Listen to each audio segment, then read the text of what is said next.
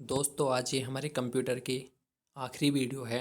आज पूरा कंप्यूटर का सिलेबस कवर हो जाएगा और ये वीडियो बहुत ही इम्पोर्टेंट है। इससे आपको हर एग्ज़ाम में क्वेश्चन मिलेंगे। जैसे आने वाले एग्ज़ाम वैकेंसी आएंगी RO उसमें भी आपको इससे क्वेश्चन मिलेंगे। तो ये इंटरनेट एक बहुत महत्वपूर्ण टॉपिक है। इससे बहुत सारे टॉपिकों का रिलेशन भी होता है, तो इसको पढ़ लेते हैं। इंटरनेट होता क्या है? एक सूचना राजपथ इसको कहा जाता है।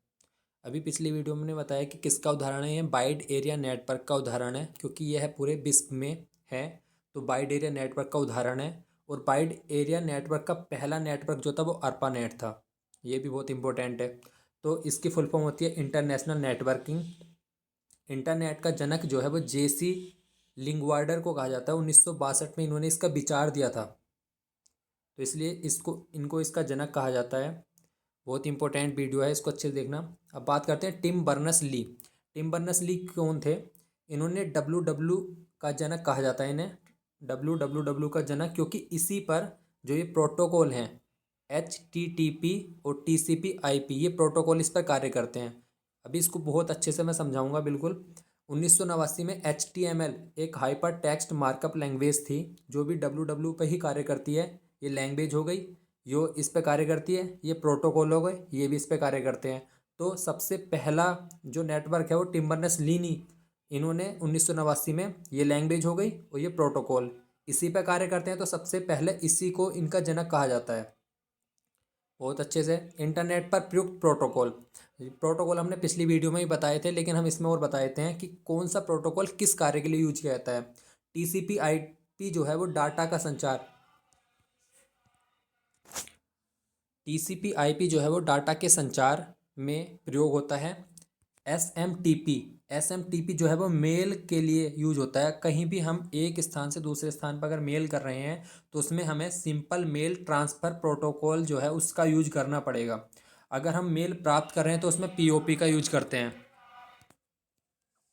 तो जो मेल होती है उसमें प्राप्त करने में जो हमें प्रोटोकॉल यूज होता है वो POP होता है, और भेजने के लिए होता है SMTP। बहुत इंपॉर्टेंट क्वेश्चन है ये कि मेल भेजने के लिए किस प्रोटोकॉल का प्रयोग किया जाता है। तो हमें SMTP प्रोटोकॉल का प्रयोग किया जाता है, और प्राप्त करने के लिए POP इसका प्रयोग किया जाता है। अब बात करते हैं हाइपर टेक्स्ट डॉक्यूमेंट, एक फाइल या किसी फोटो को भेजने के लिए किसका प्रयोग किया जाता है? HTTP, hyper text transfer protocol. इनकी फुल फॉर्म भी पूछी जाती है। अब बात करते हैं कोई फाइल, अगर हमें कोई फाइल PDF के रूप में किसी को भेजनी हो तो उसमें FTP, फाइल ट्रांसफ़र प्रोटोकॉल का प्रयोग किया जाता है।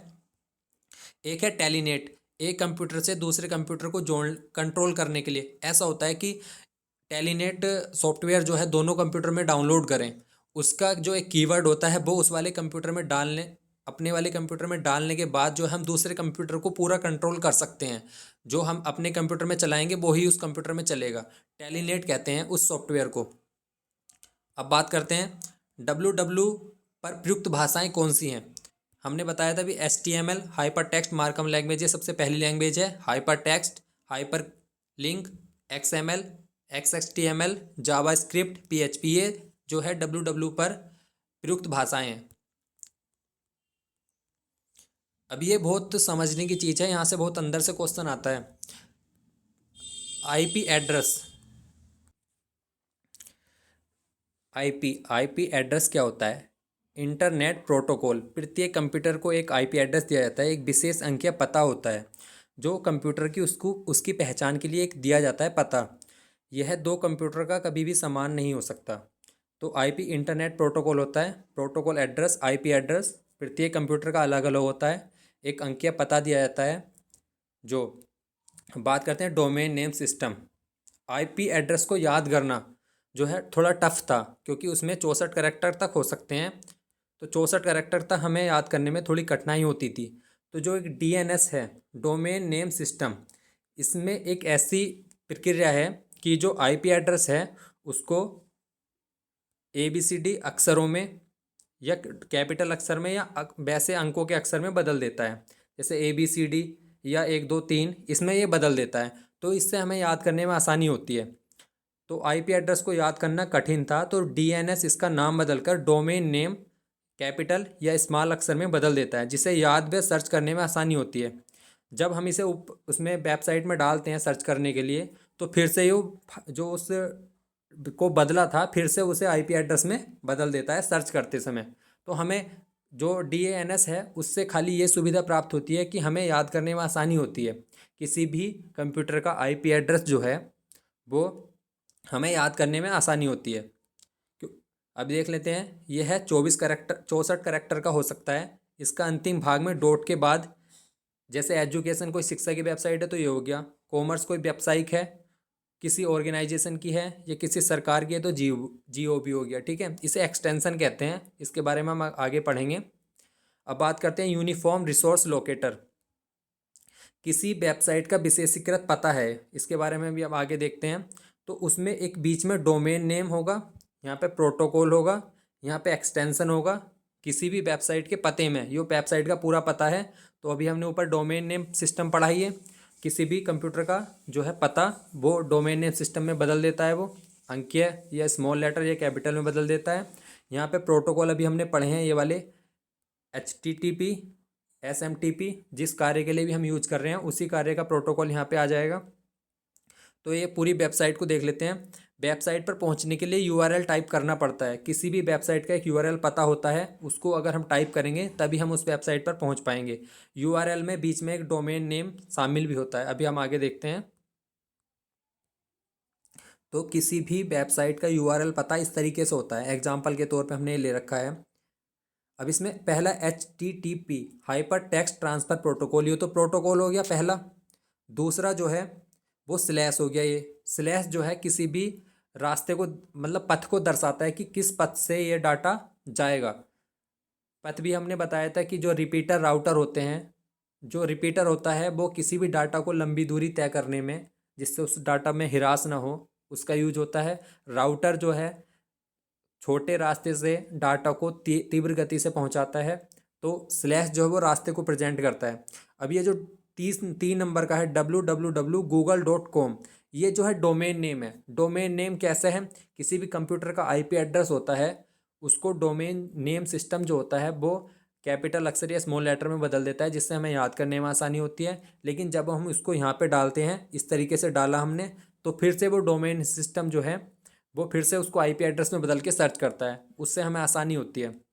अब फोर्थ क्या है, फोर्थ है HTML hyper text markup language. ये भी पथ के रास्ते को प्रेजेंट करते हैं, वेब पेज पर पहुंचने का रास्ता, वेब पेज पर पहुंचने का रास्ता प्रेजेंट करते हैं। और पांचवा जो है इंडेक्स HTML, ये फाइल का नाम होता है जोन सी हम फाइल भेज रहे हैं। तो मतलब जोन सी भी फाइल हम सर्च करना चाह रहे हैं, तो ये एग्जाम्पल है दोनों। इसमें भी ये है, इसमें फाइल ट्रांसफ़र प्रोटोकॉल है तो प्रोटोकॉल चेंज हो गया, इसमें स्लैश पथ का रास्ता हो गया, इसमें ये डोमेन नेम जो है ये बदल गया, इसमें ये फाइल का नाम हो गया। तो इस तरीके से ये पांचों चीज़ हैं, इनको अलग अलग डिफाइन किया गया है। अब जो URL में कभी भी खाली स्थान का प्रयोग नहीं करते, सारी चीज़ें हम बिल्कुल एक बिना स्पेस के लिखेंगे। इसमें फॉरवर्ड स्लैश जो होता है वो फाइल के पथ को दर्शाता है, जो इस तरीके का मैंने अभी बताया है। अब बात करते हैं URI uniform resource identifier.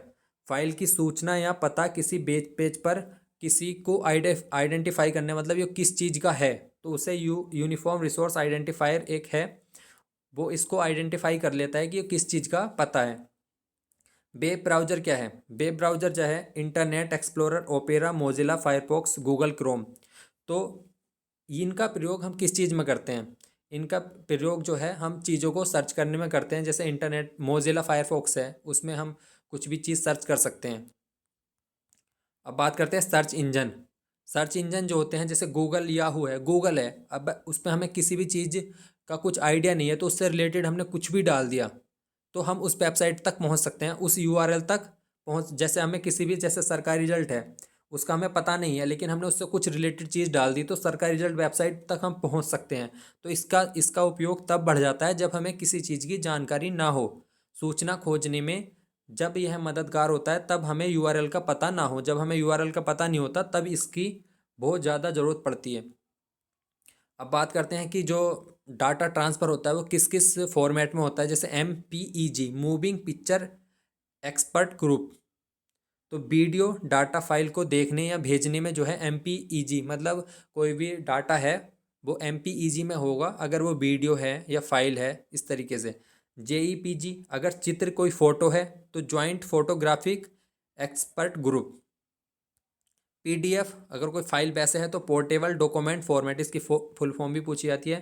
Text चित्र, रेखा चित्र को पीडीएफ के रूप में हम रख सकते हैं। भारत में इंटरनेट की बात करें तो भारत में इंटरनेट जो है वो 80 के दशक में अरनेट आया था। मैंने पहले बताया था कि अरनेट क्या था, शिक्षा के क्षेत्र में एक बैन का उदाहरण है। तो अरनेट के माध्यम से 6-5 संस्थानों को भारत में जोड़ा गया था। लेकिन जो पूर्ण तरीके से हमारा जो शुरू हुआ है, बीएसएनएल ने 1995 15 अगस्त 1995 में भारत में जन सामान्य के लिए, मतलब लोगों के लिए, पब्लिक के लिए इंटरनेट की शुरुआत की थी। अब बात करते हैं नेटवर्क तथा डाटा सुरक्षा। कंप्यूटर वायरस, जब हम कंप्यूटर चलाते हैं, किसी से हम फाइल लेते हैं, किसी को भेजते हैं, या उसमें हम पेन ड्राइव लगाते हैं तो उसमें वायरस आ जाता है। तो वायरस के कुछ प्रकार हैं, जैसे कौन कौन से वायरस आते हैं तो उसके बारे में पढ़ते हैं। बोम, ये एक वायरस है। यह वायरस खुद की कॉपी बनाकर हार्ड डिस्क को भरने लगता है। जैसे ये वायरस है, अपनी कॉपी यहाँ बना ली, फिर बना ली, तो ऐसे पूरी मेमोरी को ये भरने लगता है। बोम हो गया। मालवेयर, मालवेयर क्या है, एक द्वेषपूर्ण सॉफ्टवेयर वायरस है जो स्वतः प्रोग्रामों से छेड़छाड़ करता है। जो मतलब अच्छे प्रोग्राम है, अच्छा डाटा है हमारा, उसको ये नष्ट करने लगता है, मालवेयर। ट्रोजन हॉर्स क्या है, यह अन्य कंप्यूटर बनकर जब चलाया जाता है तो उसके पीछे कुछ अन्य गतिविधियां करता है। मतलब जैसे कोई हमने प्रोग्राम खोल रखा है, कोई हम उसमें कंप्यूटर में कुछ कार्य कर रहे हैं, तो उसके पीछे जो है वो अन्य गतिविधि भी करता रहता है, उसे ट्रोजन हॉर्स कहते हैं। कीलॉगर, दबाए गए बटनों का रिकॉर्ड रखता है। ये वायरस जो है, हमने क्या क्या कार्य किया कंप्यूटर में, उसका ये रिकॉर्ड रखने लगता है। स्पाईवेयर, ये एक जासूसी सॉफ्टवेयर है, बहुत इंपॉर्टेंट है, जो दूसरे कंप्यूटर में डालकर उसकी जानकारी शेयर करता है। मतलब हम किसी भी कंप्यूटर में इस वाले वायरस को भेज के उसकी जानकारी हम ले सकते हैं, प्राप्त कर सकते हैं। अब इनसे सुरक्षा के लिए एंटीवायरस का प्रयोग किया जाता है। वायरस से सुरक्षा के लिए कौन कौन से, तो Norton, Bitdefender, McAfee, Kaspersky, AVG, systematic, एबीएसएट, ये जो है एंटीवायरस हैं जिससे हम वायरस को मिटाने में, कंप्यूटर को सुरक्षा प्रदान करने के लिए इसका प्रयोग करते हैं। अब बात करते हैं इंटरनेट के उपयोग। ये बहुत ही इंपॉर्टेंट है। ईमेल, इससे क्वेश्चन आ जाता है। इसका विकास किसने किया है, रे टॉमिल्सन ने इसके जनक हैं ईमेल के। कार्य किस पर करता है, लिंट सर्वर मॉडल पर कार्य करता है। ये भी इंपॉर्टेंट है कि क्वेश्चन यही बनेगा कि ईमेल के जन्मदाता कौन है, रे टॉमिल्सन। एक साथ कई व्यक्तियों को संदेश, फाइल, फोटो, ऑडियो, वीडियो इससे भेजी जा सकती हैं। अब ये दोनों बहुत इंपॉर्टेंट क्वेश्चन है। ईमेल प्राप्त करने के लिए कौन से प्रोटोकॉल का प्रयोग किया जाता है, SMTP, simple mail transfer protocol. Email भेजने के लिए, सिंपल मेल ट्रांसफर प्रोटोकॉल का प्रयोग किया जाता है। और ईमेल से संदेश प्राप्त करने के लिए POP, पोस्ट ऑफिस प्रोटोकॉल। तो इन दोनों प्रोटोकॉल को बहुत इंपॉर्टेंट है। ईमेल भेजने के लिए SMTP और प्राप्त करने के लिए POP, इनकी फुल फॉर्म भी याद रखना। इसकी हो गई सिंपल मेल ट्रांसफ़र प्रोटोकॉल, इसकी हो गई पोस्ट ऑफिस प्रोटोकॉल। अब बात करते हैं यूजर नेम। जो ईमेल है उसमें हम अपना ईमेल आईडी बनाते हैं, तो उसको कैसे बनाते हैं, तो जैसे ये विनय कुमार एक एग्जांपल है, विनय कुमार ओझा @gmail.com। इसमें क्या क्या होता है, तो ये तो यूज़र का नेम हो गया, विनय कुमार ओझा। जीमेल जो हो गया वो डोमेन नेम हो गया। डोमेन हमें पीछे बताया था, जो IP एड्रेस को बदल देता है, डोमेन नेम सिस्टम।